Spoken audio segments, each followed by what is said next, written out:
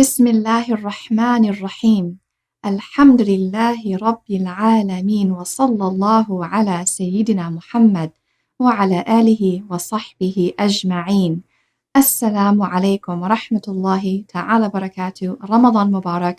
I pray that all of you are in the best of health and spirits. Zaynab Ansari here. And I'd like to share some reflections on the last 10 days of Ramadan. You know, our beloved Prophet, peace be upon him, very famously said that Ramadan is divided into three parts. The first part is rahmah, mercy. The second part is maghfirah, forgiveness. And the last is al-ataq min al-nar, or safety from the fire.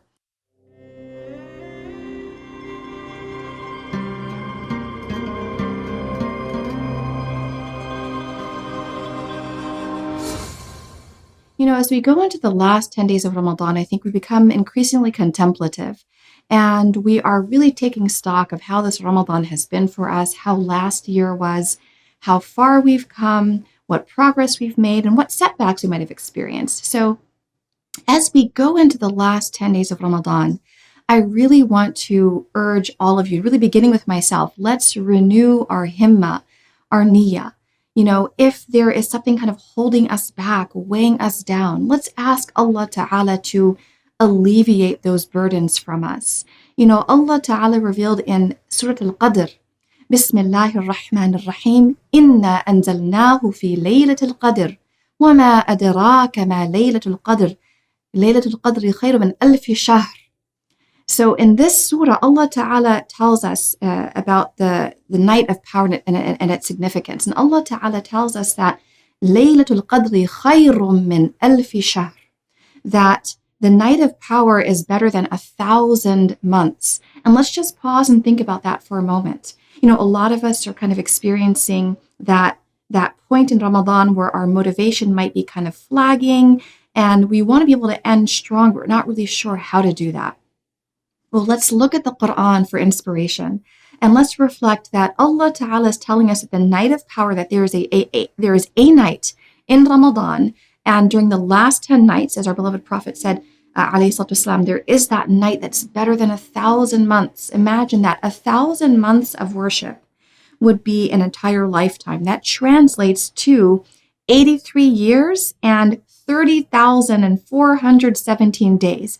Imagine if Allah Ta'ala gifted you with 80 years of ibadah, nonstop. And imagine being able to be blessed with the experience of Laylat-ul-Qadr, a night whose virtue and rewards even outstrip 80 years of ibadah. So as we go into the last part of Ramadan, let's really kind of pick up pace. Let's sort of renew our intention, and let's not become discouraged if maybe we haven't read as much as we wanted to read, or if we've not prayed as much as we wanted to pray Taraweeh and Qiyam. Let's say we're going to make these last 10 nights the best 10 nights ever, inshallah ta'ala. You know, there's a hadith from Sayyidina Anas ibn Malik radiallahu anh, where he said that the Prophet said, sallallahu alayhi wasallam, when Ramadan began, that verily this month has presented itself to you. And there is a night within it that's better than 1,000 months. Whoever is deprived of it has been deprived of all good. And none is deprived of its good except he who is truly deprived. So this is actually, I think, really wonderful encouragement that there is still hope left for those of us who might be trying to figure out how can we derive the most benefit from Ramadan. You know, and when I think about Laylat-ul-Qadr, and I think about the environment that we all want to be in, I think about the prophetic practices, I think about the i'tikaf, I think about retreating to the masjid, and I realize that it's not possible for many of us. You know, this is our second experience of Ramadan during pandemic, and may Allah Ta'ala give all of you all good health, and your loved ones and your communities.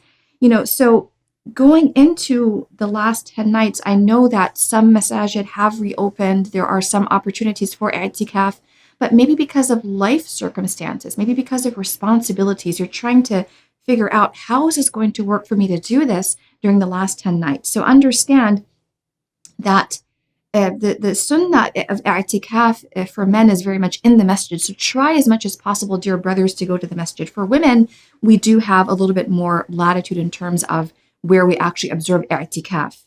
Nonetheless, though, I think whether you're at home or in the masjid, the environment is key. So this is really the time to think about what habits do we want to extricate ourselves from so that we really end this Ramadan strong, really go into the last 10 days with a renewal of that resolve.